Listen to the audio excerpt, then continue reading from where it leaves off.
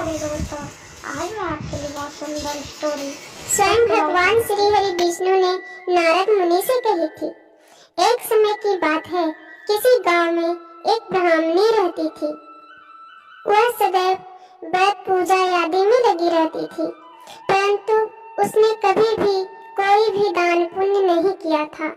वह ब्राह्मणी भगवान श्री हरि विष्णु की परम भक्त थी। एक बार उसने भगवान विष्णु का एक माह तक व्रत पूजन आदि किया था, जिससे उसका शरीर अति दुर्बल हो गया।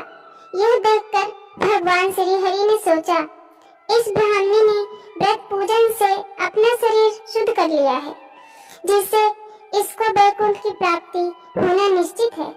परंतु इसने आज तक कभी भी अन्न आदि का दान नहीं किया है, जिसके कारण इसके शरीर की मुक्ति होना मुश्किल है। ऐसा सोचकर भगवान विष्णु ने एक भिखारी का वेश धारण किया और उस ब्राह्मणी के पास भिक्षा मांगने पहुंच गए। भिक्षा मांगने आए व्यक्ति को देखकर ब्राह्मणी को गुस्सा आ गया और उसने भिक्षा पात्र में मिट्टी का एक ढेला डाल दिया। भगवान विष्णु मिट्टी का ढेला लेकर वापस वैकुंठ लोक आ गए। कुछ समय बाद उस ब्राह्मणी की मृत्यु हो गई। जब वह स्वर्ग पहुंची तो मिट्टी दान करने के कारण उसे स्वर्ग में एक महल मिला। जब वह महल के अंदर गई तो वह हैरान हो गई। उस महल में कुछ भी नहीं था, वह महल बिल्कुल खाली था।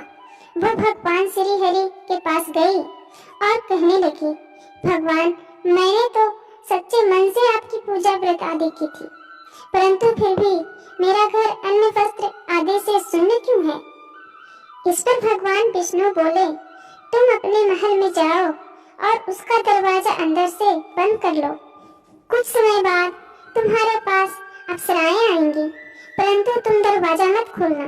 पहले उनसे षटतिला एकादशी व्रत की महत्म्य यादें सुनना, इसके बाद ही दरवाजा खोलना। ब्राह्मणी ने ऐसा ही किया। जब देव कन्याओं ने षटतिला एकादशी की व्रत कथा महत्व आदि सुना दिया, तब उसने कन्याओं को दरवाजा खोल दिया। तब ब्राह्मणी ने देव कन्याओं के कहे अनुसार षटतिला एकादशी का व्रत पूजन आदि किया, जिससे ब्राह्मणी अति रूपवान हो गई और उसका महल अन्न धन आदि भंडारों से भर गया। हे विष्णु भगवान, जैसी कृपा आपने ब्राह्मणी पर की है, वैसे ही सब पर करना। जय श्री हरि विष्णु।